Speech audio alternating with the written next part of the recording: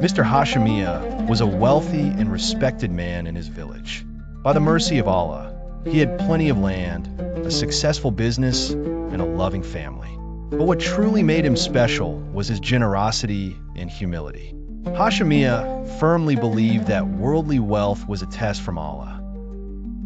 He often said, "Allah has given me wealth so that I can share it with others." Every Ramadan, he would secretly distribute food, clothes, and money among the poor, without ever seeking fame or praise. One year, a terrible flood struck the nearby villages. Many people lost their homes and were left starving and sick. Hashim Mia immediately opened his home to the victims. He provided them with shelter, food, and medicine for the children. In the mosque, he announced through the imam, "This wealth belongs to Allah. I'm only its caretaker."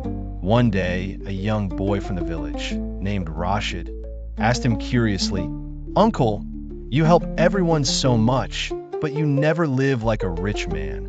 Why don't you save more for yourself?" Hashim Mia smiled gently and replied, "My son, being rich doesn't mean having cars and houses. The truly rich person is the one who has the power to give and does so selflessly."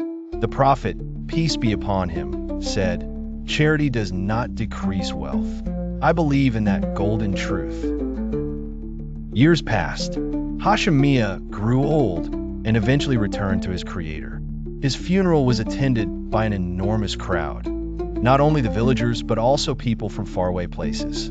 Everyone said, "We have lost a man of mercy." A few months after his death, something extraordinary happened. Inside an old cupboard in his house, people found an envelope.